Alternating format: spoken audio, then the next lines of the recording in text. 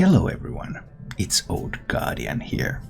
In this how to play video, I'll take a look at Highlander Rogue. Yeah, Rogue can be a Highlander deck too. Basically any class can be a Highlander deck, just because Saviors the Great is so great. And Saviors the Great is especially suited for decks that need a piece of hard removal or they need to find lethal. Rogue can often need either of those, so it's a great fit. Other than that, putting together a Highlander Rogue, 30 different cards, that's quite a task. There are basically two approaches to the archetype. One is to build it with Nesot, and the other is to build it with Hooktusk. And I prefer this Captain Hooktusk style. It's not really a defensive class, it can't really go for those very long games very easily, with Nesot power coming from there. So building it with Hooktusk giving you those big tempo swings in the mid game, using the power of Zepris. And you still have a bunch of pretty powerful cards all over the place to fill up that curve. So it's not a bad deck by any means. There's Hooktusk, there's Siamat, there's a bunch of pirates, you still have Leroy, you still have Shadow Step, you can even Shadow Step your Zepris, so that's a bonus. You can still sometimes make big Edwins. You have some of these thievery cards that give you stuff from other classes that allow you to also use stuff like Underbelly Fence and to use stuff like Vendetta. And there are enough cards in the current standard format to nicely fill up this curve, so the mana curve of the deck looks nice and balanced. Overall a pretty fun deck to play. Like all Highlander decks, games are pretty different from one another, because obviously you're not going to reliably draw any individual card in the deck, so it's always going to be a little bit of mix and match. But sometimes you open with a Jar Dealer, sometimes you open with a Pharaoh Cat. They are basically equivalent. Sometimes you get a Henge Clantak as your 3-drop, sometimes it's a Blink Fox. It's really not that big of a deal. But it is a small deal anyway, because the deck does lose some speed because of this choice. It's a little bit slower than most Rogue decks. And that is a problem for Highlander Rogue right now, because Tempo Rogue has really come into the meta strongly over the past couple of weeks. And Tempo Rogue is favored against Highlander Rogue, Tempo Rogue is faster, Faster Rogue is always better in a Rogue mirror, and that's a bit of a problem for Highlander Rogue. Because Highlander Rogue is kind of fine against the other stuff. But now that it's facing more and more mirrors, and it's not very good in those mirrors, then that's a bit of a problem.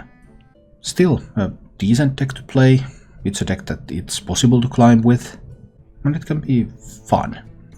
As for the mulligans with this deck, you're just looking for curve plays.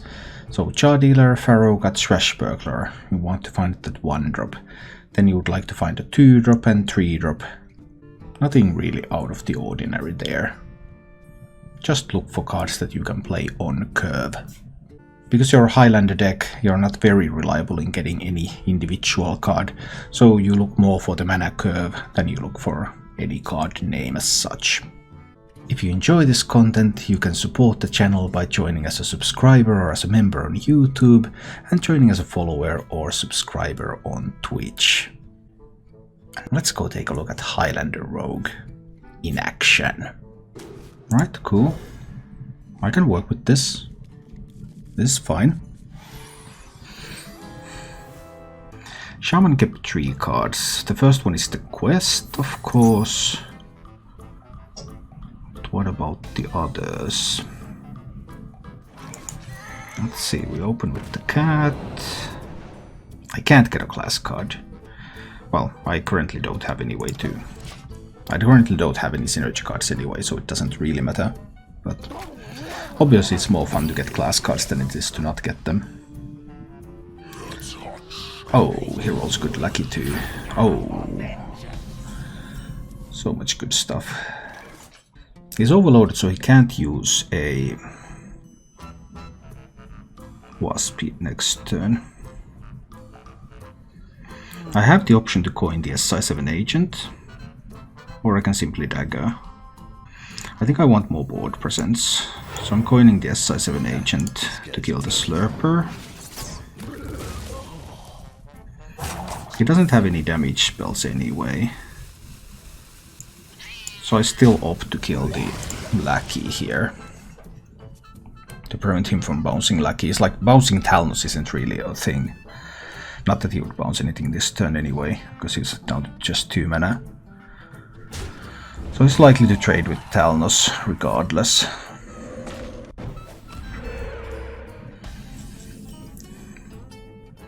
This is only good if you get some lackeys to go with it. So I have the option to put on the Candle Taker, get some stickiness on this board.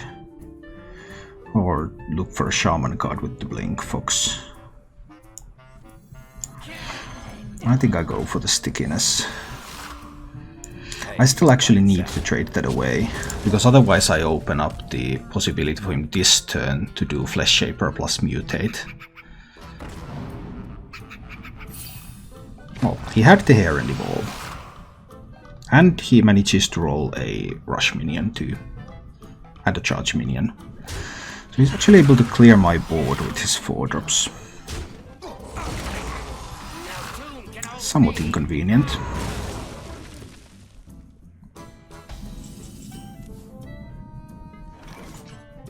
No death rattles here. I will still need to go with the blade and kill one of these 4-drops here. Hair and Evolve on 4 mana. It's obviously great. It's very difficult to recover when they roll the nuts, but we're working on it. If I can top deck like the Blight Nozzle here, that would be sweet. That kind of forces me to kill that. So I would have loved to have a Death Rattle card here. Doesn't look like that's going to happen though. But I just can't let him bounce the Life Drinker. He still has that one card that he kept, so that could be a Flesh Shaper. Next turn he could play that and mutate, regardless of the rest of the board, unless I play nothing.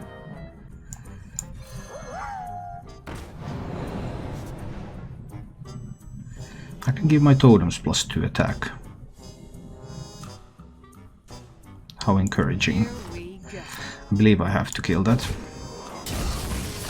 I'm probably use this opportunity to dagger up. I mean, I can use this to activate combos. It's 0 mana activate combo. It's not terrible. But now that card that has been kept. I mean, I already saw the Hair Evolve combo, so I think that's a Flesh Shaper. Oh, it was a Sandstorm Elemental. Well, that was surprising.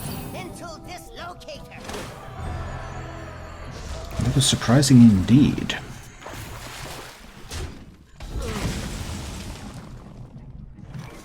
And I can Celiax one of these down, but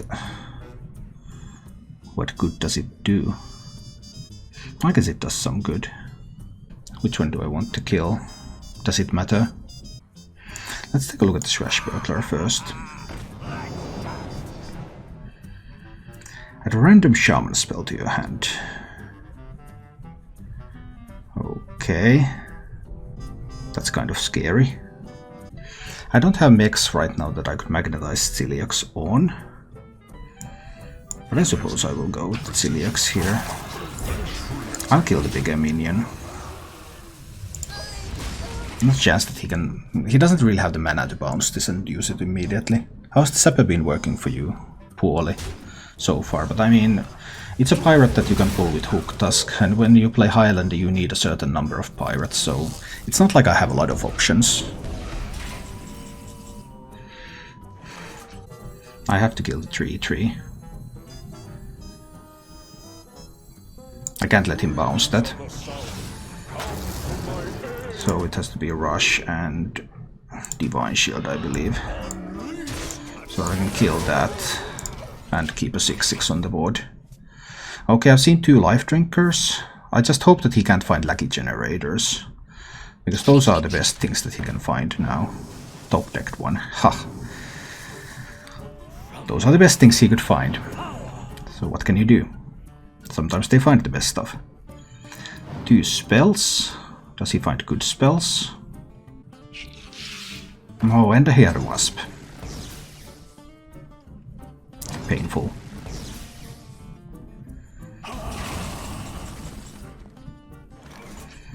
Now I find a Snip Snap, but it's a little late. Right, well, Witch's Apprentice. Let's get that random Shaman spell. The spell is a Lava Burst. Lava Burst isn't a terrible spell. I probably need to use it this turn. He has 2 Shaman spells and he has a Lackey. So this game is definitely slipping away. But it's not completely over yet. I can kill all of this stuff here. I can play Ticket Scalper on this board. He might not be able to deal with this. And if he can't deal with that, then I can use that to draw more cards. Tried it with Nessoth. Yeah. Sometimes it can work. Okay, another hair. He already had one. Does he have another revolve too? Engaging TC-130 mental dislocator. Yeah, so he had 2 hairs and 2 evolves. That's a pretty big deal. That's a pretty big deal indeed. Now he has 2 spells and a Lackey. And of course a lot of stuff overall. So I need to draw from the Shield Master. I can't face tank it. Well, it does activate even though this dies. Yeah, it does. Other than that, life could be better. Because there's 11 power on board for him. I think I need a snip here. He has Lackey and 2 spells in hand. So we'll see what those are going to be. It didn't work more times than it did. Yeah, but it's just the Highlander format and having the Hook Tusk and I mean, it's a 4/4 pirate when it comes out. Obviously, it's difficult to win when you play games where your opponent has Desert Hair plus Evolve, followed by Desert Hair plus Evolve. That's like pretty good rolls over there.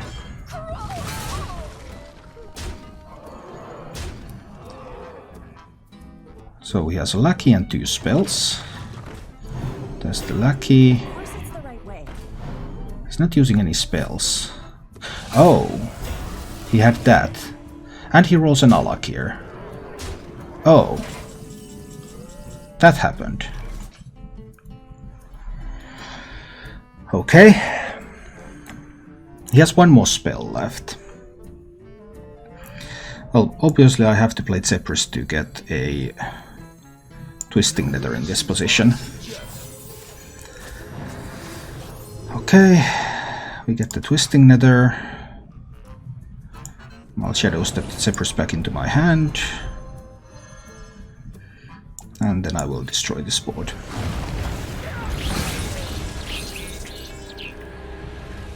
Okay. I'm a little low on health. Do I need to play Zephyrus again this turn? All he has is 1 spell. Zephyrus should give me Jaraxxus, right? I think Zephyrus should give me Jaraxxus here. It doesn't. Then we take the Healing Touch. Then I'm not attacking. So he has 1 spell in hand. Is it a damage spell? That is not a damage spell.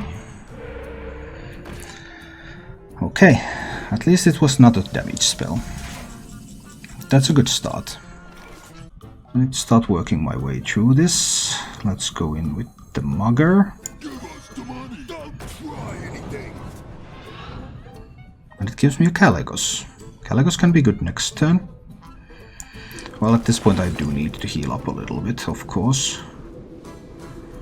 Because otherwise I would be very, very dead. Mugger is going to hit into there. One of these is going to hit into there. Yeah. Zephyrus, unfortunately, is going to perish. This will hit over there. Any use for me to hit into the Toad? Not really, no. I can't kill it anyway. But I've seen 2 mind control techs.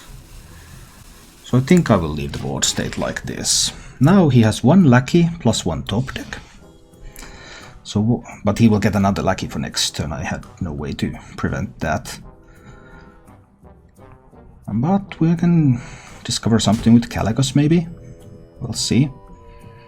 So I've seen 2 life drinkers and a wasp. So the direct damage available is just 1 wasp. Unless he finds Shadowwalk. Shadowwalk would not be playable this turn.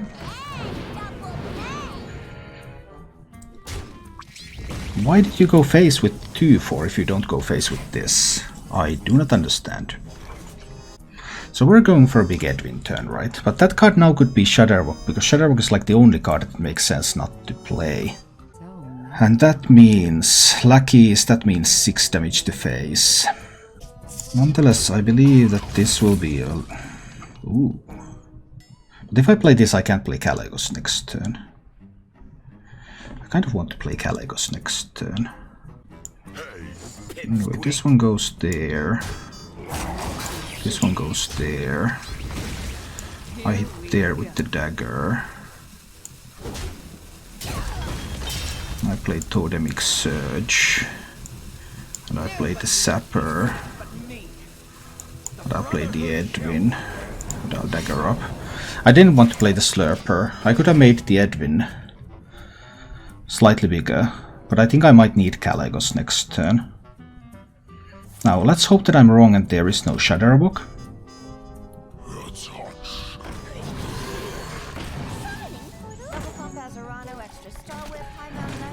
Okay. So he gets 2 faceless lackeys.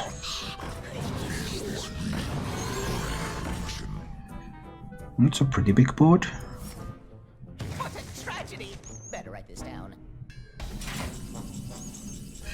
Oh, Captain Hooktusk. Can I play Captain Hooktusk here? Captain Hooktusk can sap the scribe. Hooktusk pulls green skin. Yeah, it does pull 3 pirates. So I can clean up the board. Yeah, we're cleaning up the board.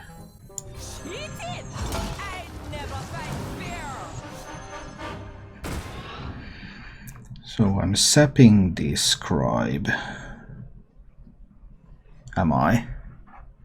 He will replay it next turn though. If I sap it. So I probably don't. Actually. This one trades into the scribe. This one trades into a 3-2.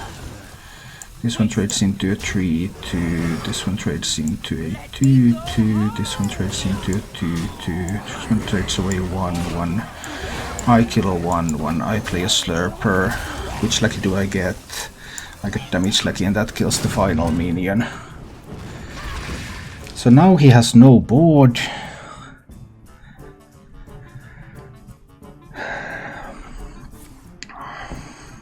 But what can he find? He top decks a Sandstorm Elemental that kills my board. That was an excellent top deck card.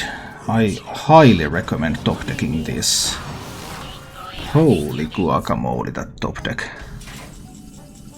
That was an insanely good top deck. Now I cannot play the Caligos. I could sap something. It's useful for me to sap something here. Maybe not. I can play the 2 lackeys that I get from the Miscreant. So what are the lackeys that I pick up?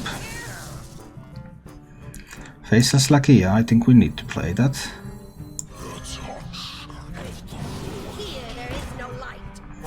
And I get the Taunt. So we make that one a Taunt minion. It's a 2-6 Taunt. He has 6 power on the board. I actually need to kill the lackey. And Edwin needs to go face. Okay. So now wasps are inactive because there are no lackeys. Shadowwalk is unplayable because of the overload. I've seen the barista.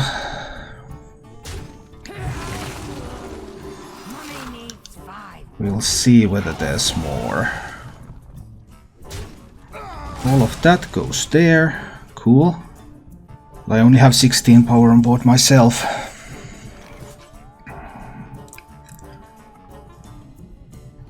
So, well, this one gives all my minions +1 attack. So I play Calegos. That card might be Shadowwalk now, because Shadowwalk is like the only card that cannot be played. Or it could be a Wasp and he's looking for a lucky generator. The fate of the world hangs in the balance. Well, not a very impressive array of spells. I guess we pick up the cheap shot. We trade with that one. So all of these gain some attack, so that I can hit some face. Put him down to 13. Now, is there a Shadowwalk in hand? Shadowwalk is 6 damage to face. That leaves me at 1. Apparently there wasn't, and we take that game. I can try this hand. Firewalker 39 against Salt Priest. Nice. Well done, well done. Jar dealer time. Alright, I'm unfavored in Rogue versus Rogue because Highlander Rogue is the weakest Rogue deck in Rogue Mirrors. But we'll see what happens. My rush minions are immune the turn they are summoned. That might be useful down the line. I mean, I have a rush minion here. Oh, Blinkfox is so good. Would have a couple of rush minions here. Oh, that's one way to play this game. I'll give it a try. This means that I can go into Bazaar Mugger and it will be immune. But now, what does he have? I mean, that's a rogue card. Blinkfox only gives cards from the opponent's class, so Vendetta and stuff like that are not active.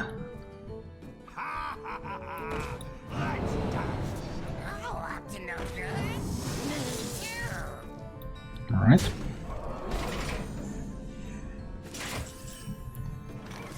So we'll go with the coin. Bazaar Mugger. That's going to kill the Blinkfox and I can kill the Thrash Burglar. And just like that we got a 3-5 on the board. So something out there, but he has a lot of resources. He has 2 lackeys, 2 rogue cards. Witchy Lackey or Shadow Stepping? Shadow Stepping, okay. I don't currently have Sap, so I am a little bit afraid of a big Edwin. 8/8 Edwin. Yeah, that would be scary. Oh, that 3/8 Toad is scary too. And, oh.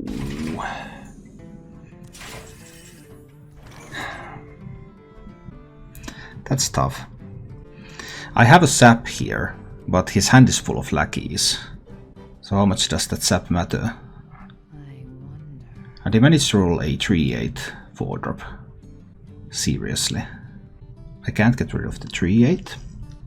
If I don't Sap the 8/8 Edwin, I probably will die. That's also problematic. We'll need to play a Snip Snap here. Sap the Edwin. Hit into the 3/8. But not with the dagger. Let's see. Why are you playing Highlander version? Because I played almost all the decks in the meta, and I hadn't played this one yet. You should not play this deck. You should play the Tempo Rogue if you want to climb quickly. But, I mean, my purpose... The whole purpose of this channel is to educate you on different decks. So, how can I do that if I don't play them? It's pretty hard.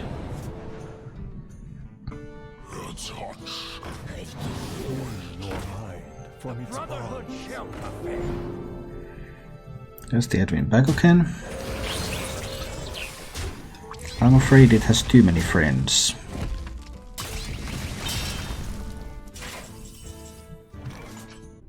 I will get silence for the Edwin, right? From Zephyrus. But is that enough? Let's can't figure out a better way here. Your wish is my suggestion. I mean, this gives me silence, right?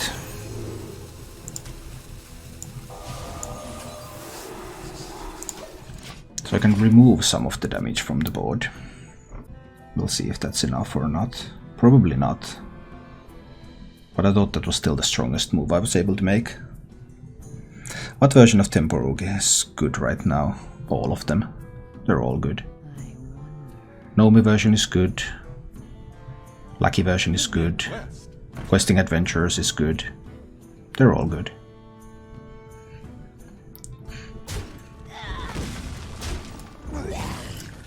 I'm afraid I won't be able to do that Questing Adventurer.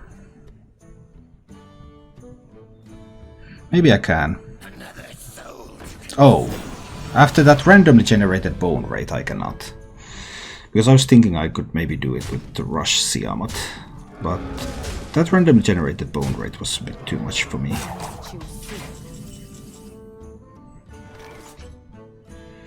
Well, I could potentially discover something. I was thinking of doing Rush Windfury Siamat to kill the Hecklebot and kill the Questing Adventurer, but because even if he played a couple of more cards it would still be within the 6 reach. But now that he also randomly generated a Bone Wraith, that was a bit much then. It's very likely that I die next turn, once I can figure out a miracle here. These are no miracles.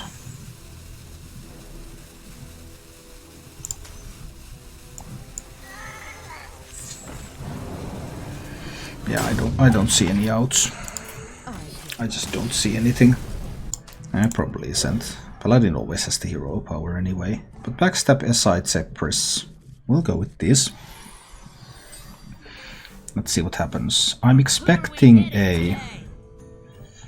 Not expecting this. He kept every card. And he could have secrets. So I believe I want to backstab this now.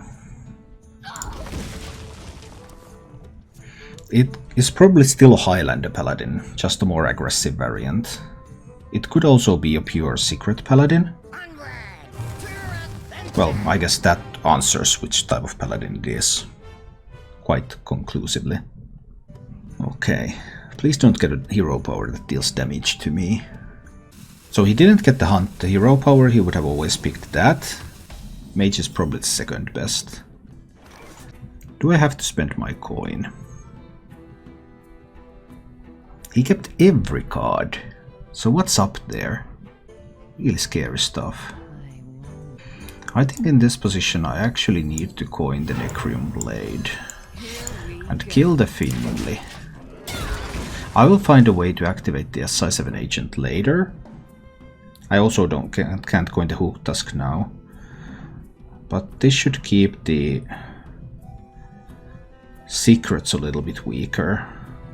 For the time being.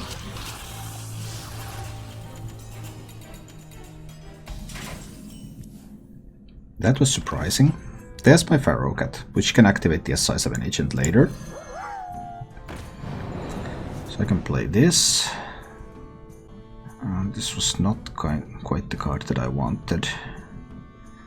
But I do want to kill the Celiax. That's enough value from the blade. He can't play Celiax yet on these. So now he draws... He can draw the Glowtron. That's possible.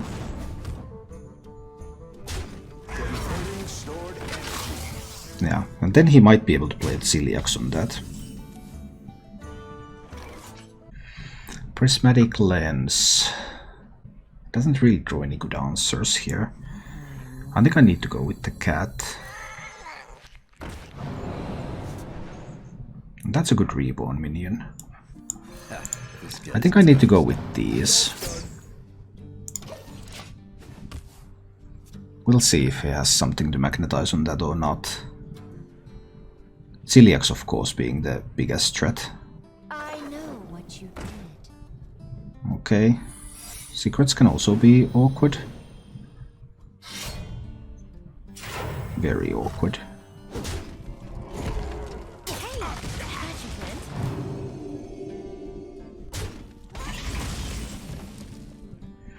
friend. Alright. We play the Jar Dealer. We get to see if there's a Repentance, although they don't usually run Repentance nowadays.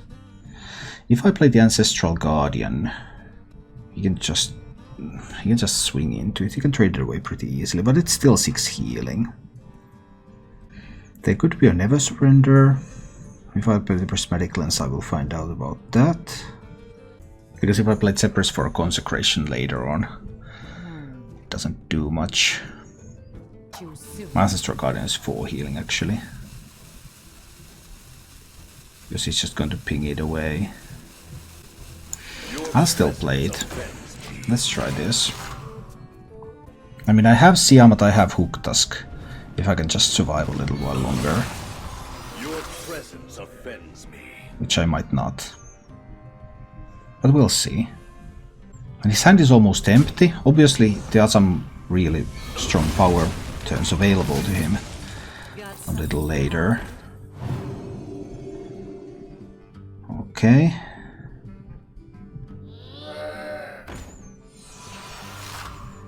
I still don't know what the secret is. Oh, I really wanted that one to come from the Hooktusk. I mean, if there's like an Avenge... Avenge is scary. He has 11 power on the board already. And he can just ping and then trade 1/1 into like Ticket Scalper. That's so strong. Zephyrus doesn't really give me anything useful here, not for 4 mana. I mean, all the secrets are still open. Hey, good tickets don't Converting stored energy. I'm gonna have to just play these. I could have played Zephyrus and look for a Flame Strike. That would still be unlikely to do things. The good thing is that he's top decking. So if he top decks weak card... Okay, I guess he doesn't top deck a weak card. Ha. How about that?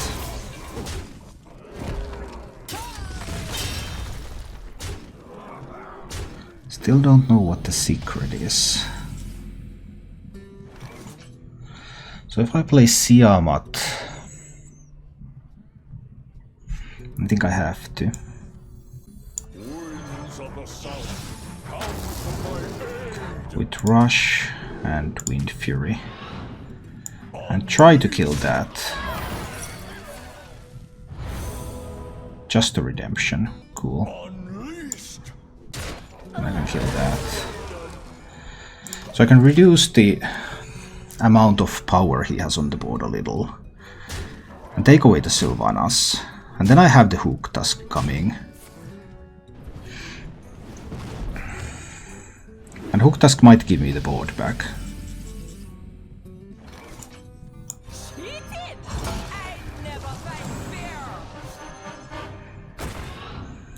Okay.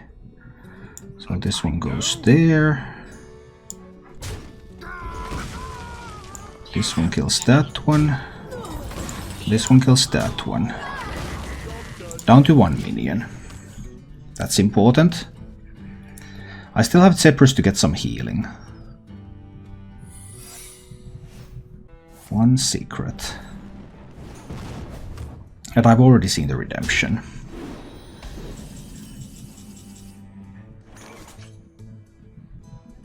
Being down to 9 is fine. I mean, he could have like Ragnaros, of course, but it's still fine for the time being. How much is this worth to you? We're going in with defense.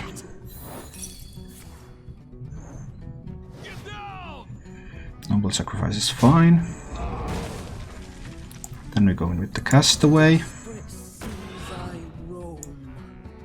It could be like a Consecration to That would be awkward. But I think it's acceptable. Because now he has to have an answer.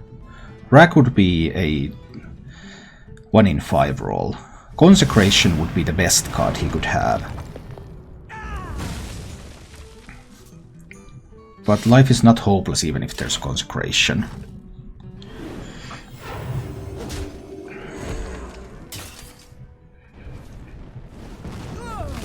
So now we just heal up with the Zephyrus.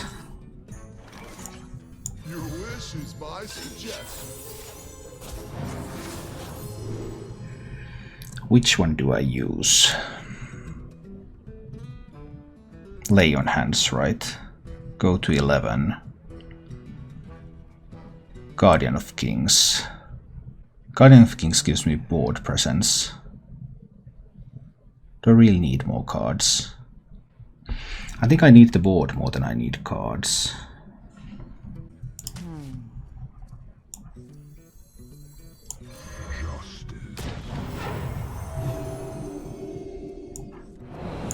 I go to 9 and I Shadow Step the Zephyrus back to my hand. Do I play the Zephyrus again this turn? Can I get... I don't want Jeraxus actually. Maybe I can play Zephyrus again.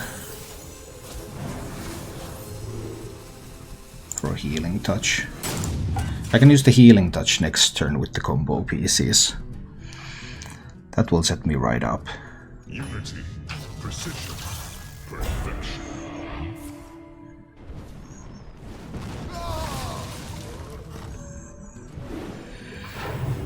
And he just goes face. Oh boy. Well, I heal up again. And then I can play the Miscreant, get some lackeys.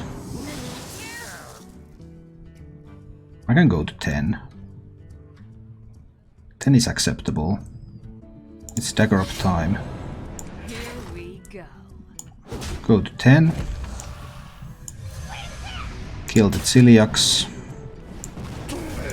Him down to 18. Get an 8-drop. This is not the 8-drop that I was dreaming of. Definitely not.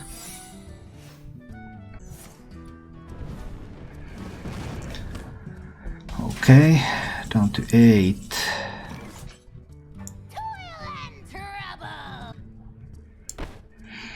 Do I want Leroy on this board now? That could be like an Avenge. Triple Snip Snap. 6, 10, 13. I have up to 14 damage this turn. What if it's Hidden Wisdom? I don't want him to draw 2 cards. I can only play 2 Snip Snaps, right? Because there's definitely the chance that it's a Hidden Wisdom. And I cannot afford to give him cards. Really can't afford to give him 2 cards.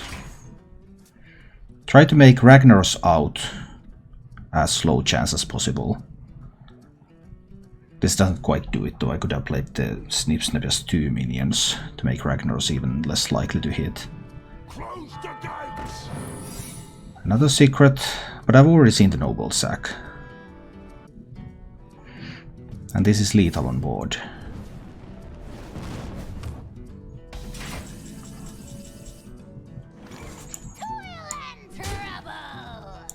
The battle is over. Thank you for watching. If you enjoyed the show, please click the like button and subscribe to my channel for more.